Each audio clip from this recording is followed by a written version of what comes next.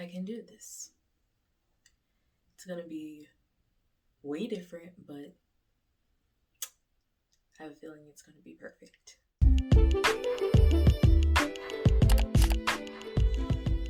Welcome back to another episode of I Wish Someone Would Have Told Me, where we dive into all those topics that we really wish somebody would have told us about before we started this whole adulting thing.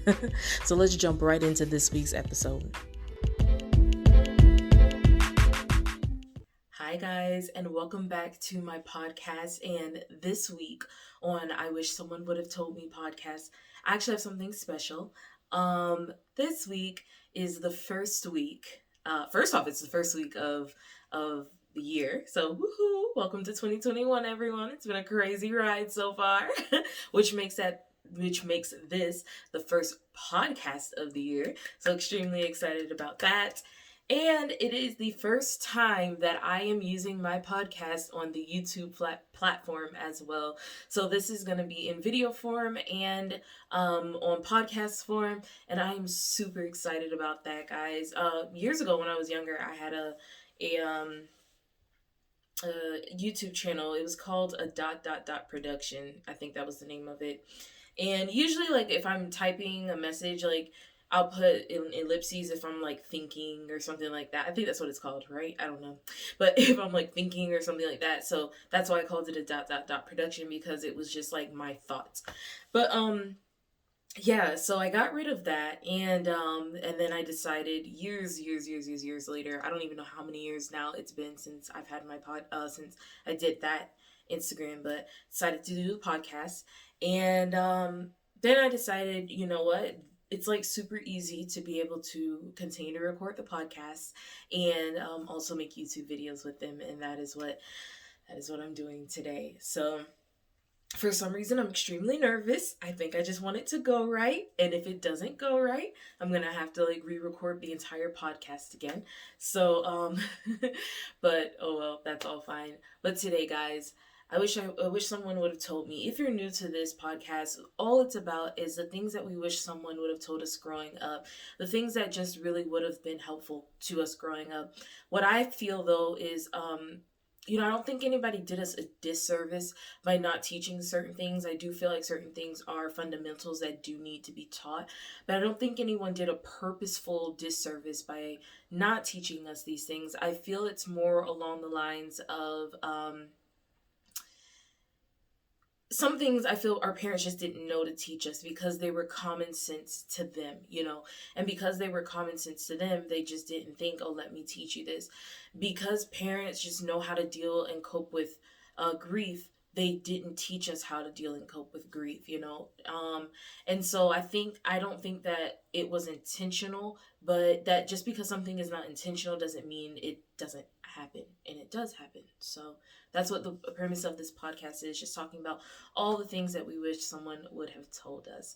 And so today, usually I have a timer, but I don't have one today. But one thing about the podcast is I probably won't make them as long, just so the viewers on YouTube also don't have to endure me talking for such a long time. If in the future you all want more, I'll definitely give you more. But yeah, that's where my mindset is right now. We'll see as it grows. This is starting something new, which is actually a perfect and unplanned segue into the podcast for today. So today's podcast title is I Wish Someone Would Have Told Me It's Never Too Late to Start Over. I feel like so many times in life, we come to a point and we do certain things where starting over seems nearly impossible. And in a lot of ways, starting over is impossible because you can never forget the past. But just because you feel that way doesn't mean that starting over is something that you cannot do. There's different ways to start over. You can start over physically by moving to a different location. You can start over mentally by making a choice to not let certain things just bombard your mind. You can start over again physically by just making certain life changes right where you are, just making those life changes. But it's never too late to start over. It's never too late to just get started. A lot of times, especially in a Christian's life, we go through these mind battles where we feel like, oh, I've gone too far or I've done too much. And whether it be in our Christian life or our personal life, we just kind of tend to beat ourselves up like that. I've gone too far. I've done too much. And that's not true. That's never true. That is never true. You've never gone too far. You've never done too much. As long as there's grace on the throne of mercy, like, you can always come back. You can always come back around spiritually. And as long as there's still breath in your body, naturally, you can always start over. Starting over is not easy. It's a process, and it's a process that is probably extremely difficult for most people, but it's not impossible. So starting over starts with you making a decision. That's the first step to starting over.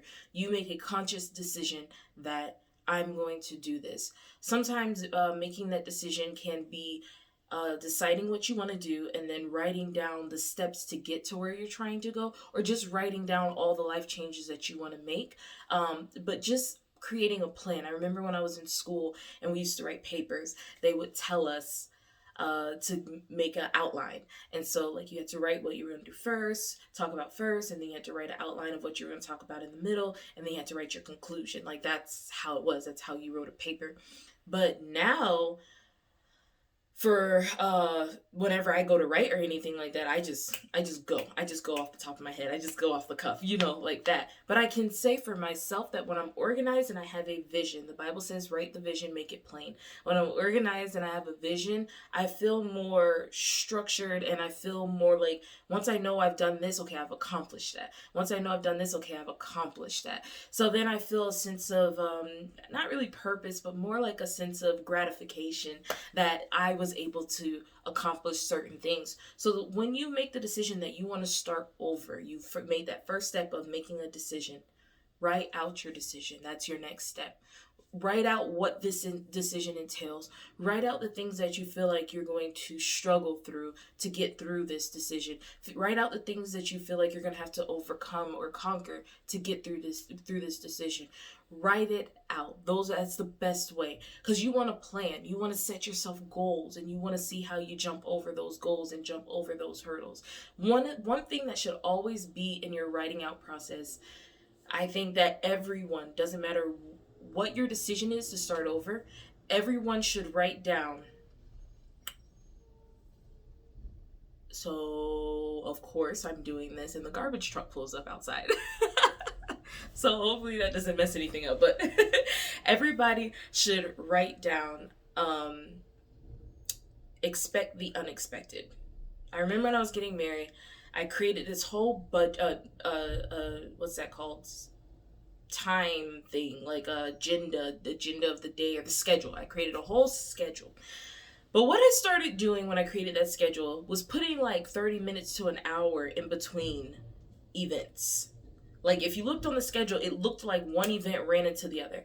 But if pictures were only going to take an hour and a half, I scheduled like 2.5 hours for pictures. And that was me planning for the unexpected. That was me planning for things to just not go right. That was me just leaving room for mistakes to happen, for things to go wrong, for surprises to pop up. That was me just leaving room for all of that to happen. And then I told myself that my wedding day is not going to be perfect. Things are going to go wrong, and that's okay. Like, I set that expectation for myself. That expectation was not to make me say, forget it. Just don't get married. Just forget it. That expectation was not to discourage me. It was to prepare me and to help me know that you were going to run into obstacles on this journey. So on my wedding day, obstacles did come up.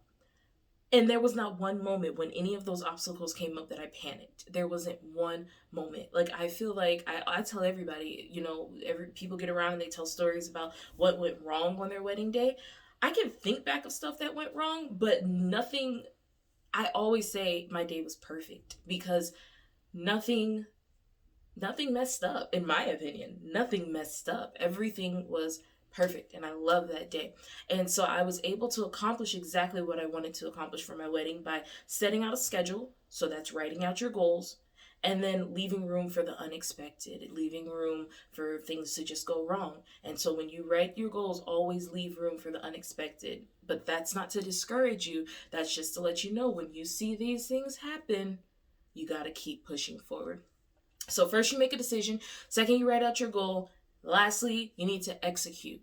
This is the hardest part. It's so easy to say, I'm going to get up early in the morning. I'm going to read my affirmations of the day. I'm going to read my Bible of the day and meditate. I'm going to eat a full balanced breakfast. And then I'm going to get started on work.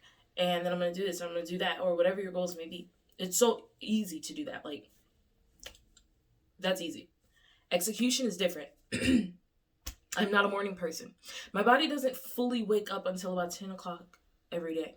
I don't care if I've been up since 4 o'clock in the morning. I am not awake until 10. I'm not a morning person. It's a mind over matter thing for me to wake up and be active early in the morning. Like, it's something that I have to get my mind wrapped around, and executing that is very hard for me. It is very hard for me. I'm not gonna lie, it's very hard for me. But when you're starting over, that doesn't mean I'm going to wipe my slate clean and everything's going to be perfect now. No, in some ways you're going to work even harder than what you worked before to be able to overcome whatever it is that you're overcoming. That's just the way it is. That's how starting over works. Unfortunately, I hate to say that, but that is how it works. And so you just take those things you already know. I'm expecting the unexpected. I'm expecting my body to say, no, I don't feel like working out. But every time that happens, this is my game plan and this is how I'm going to get over it. And then you go out and you execute. Executing sometimes involves getting other people involved. Expect for other people to tell you no. That's okay. And then be grateful when they don't. That's okay too. Like, there's just so many things that can go wrong and there's so many things that will be right. The bottom line is, if you just need a brand new start, you don't have to wait till Monday. You don't have to wait till a new year. You don't have to wait until a new month. You start that day.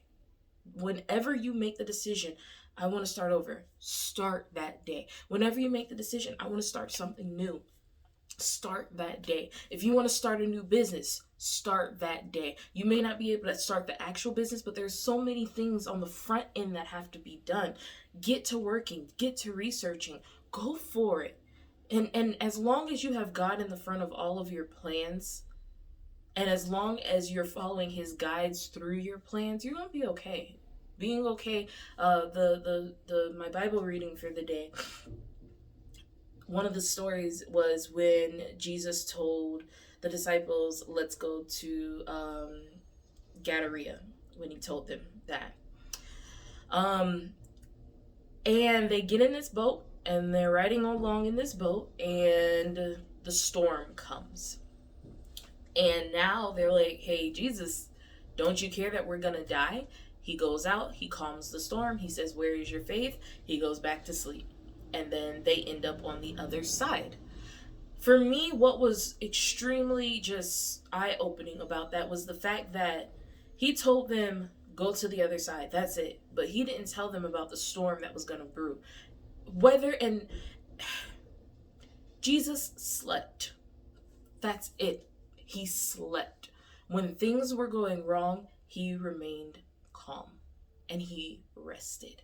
And that's the importance of starting over, because things are going to go wrong. They're just going to. That's called life. But as long as you remain calm and rest in your plan and rest in your God, everything is going to be okay. So, Happy New Year, guys. Let's start this year right. Let's start this year great. Let's not even worry about everything that's going on in the world, guys. You can live beyond what's going on in society. Believe it or not, you can.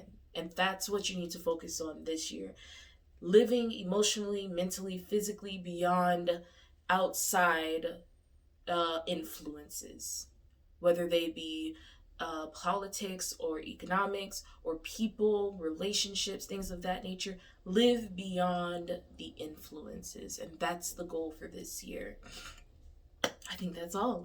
So I was a little nervous. Like I said, I don't know why, but I was a little nervous.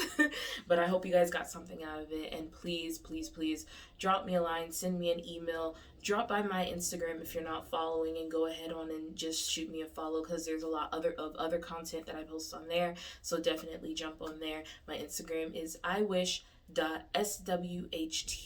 So someone would have told me. That's my Instagram. And I will catch you all next week. Bye.